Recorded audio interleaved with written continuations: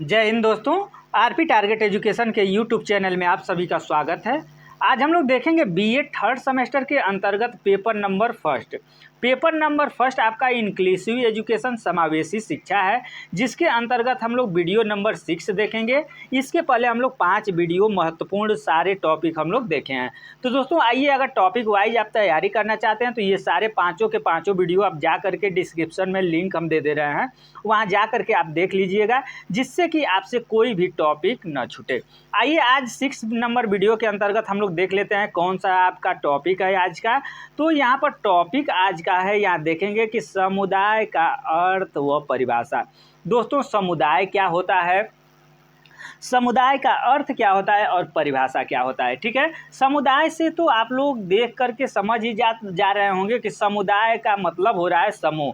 तो उस समूह का मतलब क्या होता है, दिव्यांग बच्चे जो होते हैं, विशेष आवश्यकता वाले बच्चे होते हैं, उसमें समुदाय का क्या महत्व है, इसी के बारे में हम लोगों को पढ़ना है। तो आइए देखते हैं समुदाय की अवधारणा। दोस्तों सबसे पहले समुदाय शब्द से समूह से होता है, और आप लोग यहाँ देखेंगे कि व्यक्ति समुदाय में रहकर ही अपना जीवन व्यतीत करता है। सही बात है, आप लोग भी समूह में ही रह कर के अपना जीवन व्यतीत करते हैं, क्योंकि आप अगर घर पर हैं तो घर पर मम्मी पापा भाई बहन भाभी इत्यादि जितने लोग हैं, आप घर के समूह में रहते हैं। और घर से बाहर जब आप निकलते हैं तो समाज के समूह में आप अपना जीवन व्यतीत करते हैं। तो दोस्तों यहाँ पर देखेंगे कि उदाहरण के लिए हम जिस गांव में रहते हैं वह समुदाय ही है। व्यक्तियों के किसी भी संगठन को समुदाय कहा जाता है, परंतु यह ठीक नहीं है। समाजशास्त्र में समुदाय शब्द का प्रयोग विशिष्ट अर्थ में किया जाता है। केवल व्यक्तियों का समूह ही समुदाय नहीं है, यह व्यक्तियों का एक ऐसा समूह है जो किसी निश्चित भूभाग पर निवास करता है। समुदाय में सदस्यों का सामान्य जीवन व्यतीत होता है। ठीक है, तो दोस्तों यहाँ पर हम बता देना चाहते हैं कि चूंकि हम लोग विशेष आवश्यकता वाले बच्चे समावेशी शिक्षा के अंतर्गत समुदाय की अवधारणा पढ़ रहे हैं, तो इसमें हम लोग देखेंगे कि जो विशेष आवश्यकता वाले बच्चे होते हैं, सामान्य बच्चे होते हैं, ये सारे के सारे बच्चे समुदाय में ही रहते हैं, और समुदाय से ही कुछ ना कुछ अपना जो जीवन यापन है या क्या क्या उसको सीखना है, समुदाय से ही सीखते हैं। तो समुदाय का बच्चों के जीवन पर बहुत बड़ा प्रभाव पड़ता है। आगे ये चीज़ हम लोग देखेंगे। आइए अब देख लेते हैं समुदाय किसे कहते हैं। तो दोस्तों अभी हम लोगों ने पढ़ा कि समुदाय व्यक्तियों का एक ऐसा विशिष्ट समूह है जो निश्चित भौगोलिक सीमाओं में निवास करता है, उसे हम समुदाय कहते हैं। जैसे मान लीजिए कि एक भौगोलिक जो स्थिति है, इसमें क्या होता है, दिया है कि एक निश्चित समूह का, ठीक है, तो जैसे मानव जाति है या अलग अलग जाति से संबंधित समूह जो होता है, मानव है, उसके पशु पक्षी हैं इत्यादि सारे समूह के अंतर्गत होते हैं। ठीक है, अब यहाँ पर देखेंगे समुदाय का अर्थ, यानी समुदाय शब्द अंग्रेजी भाषा के कम्युनिटी शब्द का हिंदी रूपांतरण है, जो कि लैटिन भाषा के कॉम तथा म्यूनी शब्दों से मिलकर बना है। दोस्तों यहाँ पर कॉम शब्द का अर्थ होगा एक साथ टुगेदर, और म्यूनी शब्द का अर्थ होता है सेवा करना, यानी एक साथ मिल कर के सेवा करना। अतः समुदाय की शाब्दिक अर्थ ही एक साथ सेवा करना है। समुदाय व्यक्तियों का वह समूह है जिसमें उनका सामान्य जीवन व्यतीत होता है। इसी आधार पर समुदाय समिति से भिन्न है। समुदाय के निर्माण के लिए व्यक्तियों के समूह के 2 बातों का होना अनिवार्य है। ठीक है, वो कौन, निश्चित एक भूभाग होता है, और इसमें रहने वालों में सामुदायिक भावना का होना। ठीक है, अब देखिए समुदाय की परिभाषा क्या होती है। समुदाय की परिभाषा आप लोग यहाँ देख लीजिए। तो बोगार्ड के अनुसार समुदाय एक ऐसा सामाजिक समूह है जहाँ रहने वाले लोगों में हम की भावना होती है तथा एक निश्चित भूभाग पर निवास करते हैं। डेविस के अनुसार देखेंगे तो समुदाय सबसे छोटी समूह है जिसमें सामाजिक जीवन के सभी पहलू आते हैं। आर्गन तथा निमकॉम के अनुसार देखेंगे तो किसी निश्चित क्षेत्र में रहने वाले सामाजिक जीवन के संपूर्ण संगठन को समुदाय कहते हैं। दोस्तों आप लोग अगर चाहें तो इसका स्क्रीनशॉट ले सकते हैं, क्योंकि समुदाय की परिभाषा क्या होती है, ये अगर समुदाय के बारे में पूछता है और इसमें से एक कोई परिभाषा आप लिख देते हैं तो आपका नंबर फुल हो जाता है। ठीक है, अब यहाँ पर देखेंगे कि समुदाय की भूमिका, हम लोगों ने समुदाय को समझा, समुदाय को देखा कि समुदाय होता क्या है। तो दोस्तों अगर देखें हम लोग तो समुदाय की भूमिका क्या होती है, तो शारीरिक विकास। अब हम लोग ये देखेंगे कि जैसे मान लीजिए कि घर में एक समुदाय, घर में समुदाय आपको माता पिता, भाई बहन, भाभी, चाचा चाची, ताऊ इत्यादि का आपको समूह मिलता है। तो उन समूह के माध्यम से आपके शरीर का विकास कैसे होगा, या बाहर में जो समूह मिलता है उसके समुदाय जो मिलता है उसके माध्यम से आपका शारीरिक डेवलप कैसे होगा। तो दोस्तों जैसे आप लोगों को ये ध्यान होगा कि जैसे घर में भी आप अपने छोटे बच्चों के साथ, अपने भाइयों के साथ, अपने बहनों के साथ बहुत सारे खेल खेलते हैं, या बाहर भी बच्चे समूह में, समुदाय में खेल खेलते हैं। तो उससे क्या होता है कि बच्चों में शारीरिक विकास होता है। उसी तरीके से मानसिक विकास, तो समुदाय के माध्यम से समुदाय की भूमिका होती है कि बच्चों में मानसिक विकास डेवलप करना है, ठीक है। उसके बाद चारित्रिक एवं नैतिक विकास। तो दोस्तों समुदाय में अगर मान लीजिए कि आप जैसे समुदाय में रहते हैं, जिस तरीके से समुदाय, अगर हम यहाँ पर आपको बताना हम चाहें तो अगर आप एक छोटे बच्चे को, ठीक है, छोटे बच्चे को जन्म से अगर जंगल में डाल देते हैं, ठीक है, तो वो लड़का जो है बड़ा होकर के जंगल जानवर, जो जंगल में जो जानवर होते हैं उसी तरीके से व्यवहार करेगा, क्योंकि उस पर समुदाय, जो जंगल का समुदाय था वही प्रभाव डालता है, ठीक है।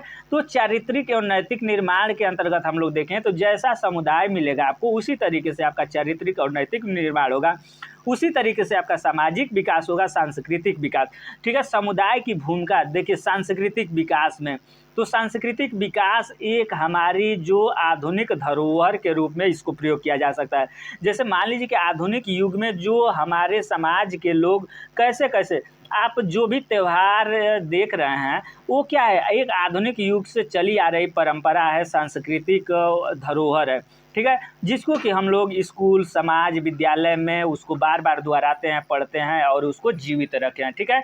तो ये समुदाय की इसमें भी भूमिका है सांस्कृतिक विकास में।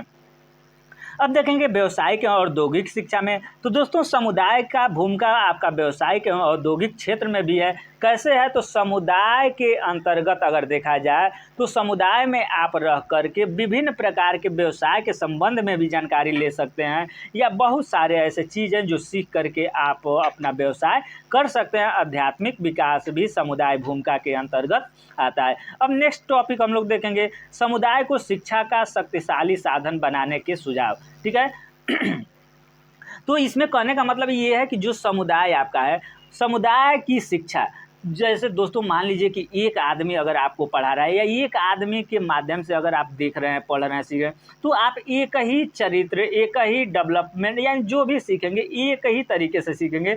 लेकिन अगर समुदाय के माध्यम से आप अकेले हैं और 10 तरीके से 10 तरफ से आपको किसी चीज़ पर आपको पढ़ाया जा रहा है, कोई चीज़ बताया जा रहा है, तो आप 10 तरीके से सीखेंगे दोस्तों। तो यही होता है समुदाय शिक्षा का शक्तिशाली साधन, ठीक है। अब इसमें हम लोग देखेंगे जो समुदाय को शिक्षा का शक्तिशाली साधन बनाने हेतु निम्नलिखित कार्य किए जाने चाहिए। समुदाय और विद्यालय दोनों को एक दूसरे का पूरक बनाकर कार्य करना चाहिए, ठीक है। नेक्स्ट पॉइंट आपका होता है विद्यालय समुदाय के केंद्र के रूप में कार्य करे, विद्यालय समुदाय के कार्यक्रमों में भाग ले और एक दूसरे के सहयोग बने, ठीक है।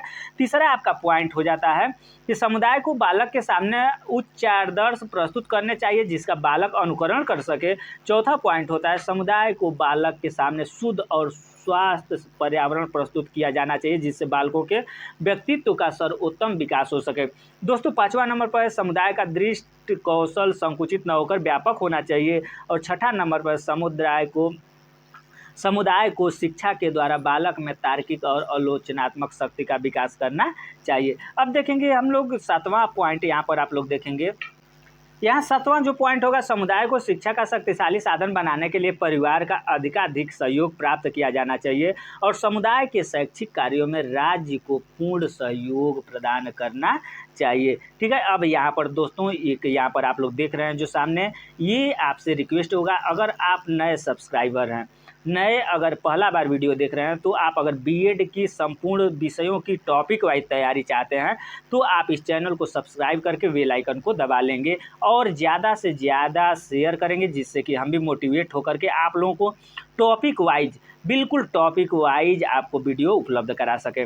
अब देखेंगे, पहले अब समुदाय के बारे में हम लोगों ने देखा, अब देखेंगे परिवार का अर्थ एवं परिभाषा। तो दोस्तों इसके बारे में हम ज़्यादा बताना आप लोगों से उचित नहीं समझते हैं क्योंकि आप लोग खुद एक परिवार में रहते हैं, परिवार के बारे में आप लोग खुद समझते हैं तो परिवार का अर्थ क्या होता है दोस्तों, हम लोग अपना ज़्यादा से ज़्यादा जो समय बिताते हैं वो परिवार के माध्यम से, परिवार के साथ ही बिताते हैं। इसके साथ अगर हम आपको बताना चाहें तो परिवार जो है ये मेरा प्रथम पाठशाला होता है और हमारा पहला जो टीचर होता है वो मेरी माँ होती है दोस्तों, और पहला जो भाषा होता है वो मातृभाषा होती है। तो ये परिवार का इतना बड़ा रोल है दोस्तों। तो आइए परिवार के बारे में हम लोग देख लेते हैं। परिवार की परिभाषा, यहाँ पर परिवार की परिभाषा स्क्रीनशॉट आप लोग ले सकते हैं। आर्गन तथा नीम कफ के अनुसार परिवार पति पत्नी का बच्चों सहित अथवा थोड़ा बहुत अस्थायी संघ अथवा एक स्त्री या पुरुष का अनेक ही बच्चों के साथ वाला संघ है।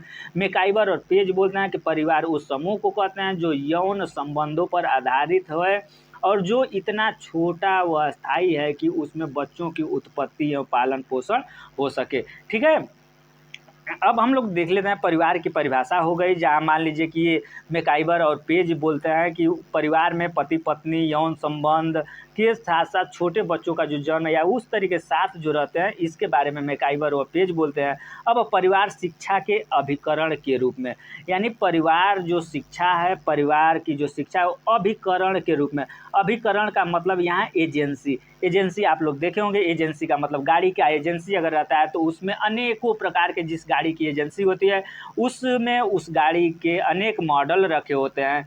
तो दोस्तों जो पारिवारिक शिक्षा है उसमें एजेंसी के रूप में जो परिवार आपका है वो एक एजेंसी के रूप में आपको कैसे डेवलप करा रहा है, कैसे शिक्षा दे रहा है। तो यहाँ पहला देखेंगे शारीरिक विकास संबंधी कार्य। ठीक है, जो पारिवारिक शिक्षा का एजेंसी है वो आपका शारीरिक विकास संबंधी डेवलप कर रहा है, आदत और दृष्टिकोण का विकास कर रहा है, संवेगात्मक विकास कर रहा है, मानसिक विकास कर रहा है, भावात्मक विकास कर रहा है, सामाजिक व सांस्कृतिक विकास कर रहा है, व्यवहारिक व व्यावसायिक शिक्षा और विद्यालय के लिए तैयारी। जो ये सारे के सारे जो ये काम है ये आपका पारिवारिक शिक्षा के अभिकरण के अंतर्गत आता है, यानी पारिवारिक शिक्षा के एजेंसी के शिक्षा के अंतर्गत आता है। अब हम लोग देखेंगे आधुनिक युग में परिवारों की भूमिका। दोस्तों आप लोग खुद सोचिए कि इस समय आपका परिवार कैसा है और आप इस युग के लोग परिवार कैसे परिवार को लोग चाह रहे हैं। इस समय हम लोग देख रहे हैं कि अगर 3 भाई हैं तो तीनों भाई अलग अलग, पति पत्नी और बच्चे, पति पत्नी और बच्चे सब अलग अलग रहना पसंद कर रहे हैं। तो ये आधुनिक युग के परिवार की भूमिका के अंतर्गत देखेंगे तो इसमें आपको लिख सकते हैं कि जो यहाँ पर थोड़ा सा पहले का जो आधुनिक युग था, पहले का जो युग था उसमें जो बड़े बुजुर्ग होते थे उनको इज्जत सम्मान के साथ उनको मालिक बनाया जाता है और उनके कार्य एवं दायित्व को सभी परिवार के सदस्य मानते थे। लेकिन आज का जो युग है वो बच्चे ही मालिक हो जाते हैं और जनरली अगर देखें हम लोग तो घर में बच्चों की ही चलती है, यानी बड़े बुजुर्ग जो हैं उनको लोग प्राथमिकता नहीं दे रहे हैं। ये धीरे धीरे समाप्त होते जा रहा है और एकल परिवार के तरफ हम लोग ज़्यादा से ज़्यादा झुकाव हो रहा है। ठीक है, तो दोस्तों यहाँ पर देखेंगे कि परिवार के कार्य क्या है। तो परिवार के कार्यों में परिवर्तन, पारिवारिक सत्ता में परिवर्तन, पारिवारिक संबंधों में परिवर्तन, पारिवारिक स्थिति में परिवर्तन, परिवार के आकार एवं प्रकार में परिवर्तन, पारिवारिक स्नेह प्रीति सद्भावना में परिवर्तन। अब देखेंगे परिवार की मुख्य विशेषता। दोस्तों ये बहुत बड़ा टॉपिक नहीं है, अगर थोड़ा सा अगर आप समझ लेंगे तो आप ये समझिए कि बिल्कुल लिख सकते। अब आप परिवार की मुख्य विशेषता, अगर मान लीजिए घर में मम्मी पापा भाई बहन सभी लोग हैं तो उनकी विशेषता, जो परिवार आपके साथ मिल करके बना है, इन सारे लोगों की भूमिका क्या है दोस्तों। तो यहाँ देखेंगे परिवार के विशिष्ट लक्षण विशेषताएं प्रेम स्नेह त्याग सुरक्षा आदि बातें परिवार में पाई जाती है। बच्चों के लिए प्रारंभिक सामाजिक पर्यावरण परिवार ही प्रदान करता है। व्यक्ति का समाजीकरण परिवार से ही प्रारंभ होता है। परिवार में संस्कारों के माध्यम से तो बड़ा प्रभाव व्यक्ति की आदतों एवं स्वभाव का निर्माण करता है। जैसे होता है ना दोस्तों कि आप लोग देखे होंगे कि जैसे हम लोग बोलते हैं कि अगर किसी बच्चे को देख करके, किसी लड़के को देख करके बोलते हैं कि अरे इसका परिवार ही वैसा है, यानी परिवार अगर सही है तो बच्चे पर प्रभाव निश्चित रूप से सही पड़ेगा। अब नेक्स्ट हम लोग टॉपिक देखेंगे। पहले हम लोग देखें कि ये समुदाय, ठीक है, समुदाय क्या होता है, परिवार क्या होता है अब हम लोग देखेंगे विशिष्ट आवश्यकता वाले बालकों में परिवार की भूमिका। दोस्तों, जो विशेष आवश्यकता वाले बच्चे हैं, जो बच्चे सुन नहीं सकते हैं, जो बच्चे बोल नहीं सकते हैं, जो बच्चे देख नहीं सकते हैं, जो बच्चे चल नहीं सकते हैं, मानसिक मंद बच्चे हैं, उन बच्चों से संबंधित परिवार की भूमिका क्या होनी चाहिए, क्या होती है दोस्तों।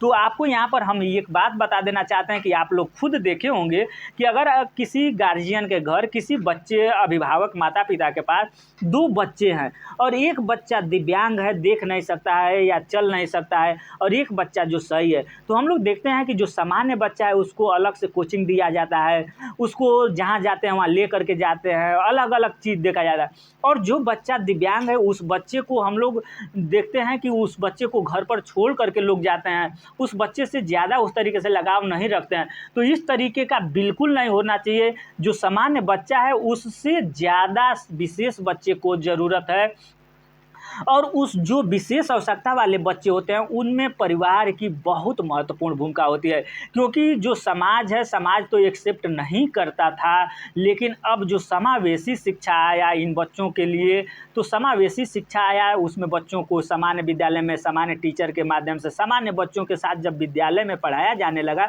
तो इन सब विशेष बच्चों को भी अपना समाज में स्थान प्राप्त हुआ।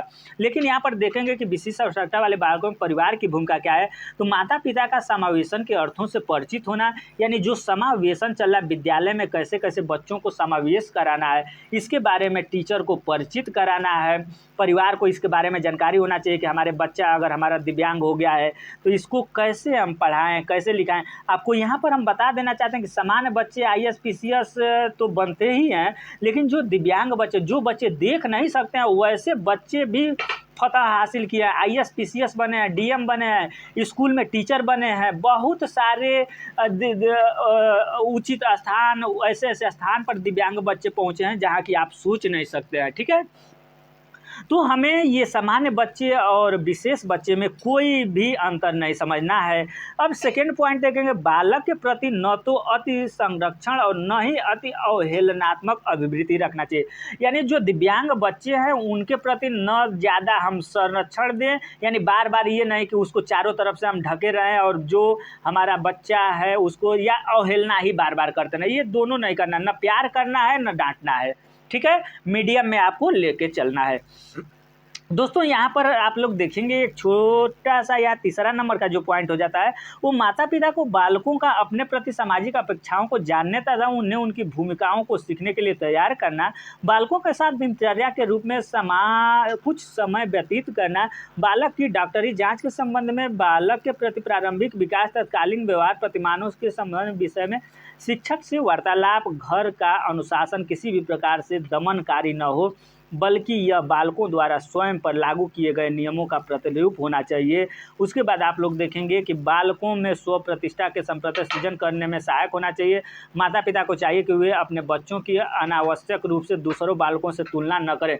जैसे हम लोग बोलते हैं ना कि देखिए उस लड़का को कि वो बार बार घर में रहता है, बहुत बढ़िया 24 घंटा पढ़ता रहता है, ये करता है वो करता है, वो बहुत लड़का अच्छा है, इससे अपने बच्चों में हीन भावना होती है, तो उसमें तुलना नहीं करना है। नेक्स्ट है, उन्हें चाहिए कि वे असमर्थ बालकों की देख रेख तथा शिक्षा से जुड़े उन्मुक्ता कोर्स अथवा प्रशिक्षण संबंधी कार्यशालाओं से लाभ उठाएं। ठीक है, उसके बाद देखेंगे यहाँ पर और कुछ पॉइंट है। उन्हें चाहिए कि वे बालक की शिक्षा संबंधी व्यक्तिगत शिक्षा, पाठ्य योजना इत्यादि में भागीदारी निहित करें, सकारात्मक अभिवृत्ति का निर्माण, समाज विरोधी व्यवहार में कमी, अधिगम एवं अध्ययन में रुचि, उचित उपलब्धि, बेहतर उपस्थिति, गृह कार्य पर पूरा करने में उच्चतर स्थिति, उच्च प्रेरणा, आवश्यकताओं का मूल्यांकन, संपर्क स्थापित करना, बच्चों में कुंठा व हीन भावना। तो दोस्तों, ये आपका यहाँ पर पेपर ये समाप्त होता है। नेक्स्ट टॉपिक के लिए अगर इस चैनल पर नए हैं तो चैनल को सब्सक्राइब करके बेल आइकन को दबा लें, जिससे कि सारे ये दोनों बुक के आपके टॉपिक वाइज नोट्स मिलते रहें। धन्यवाद।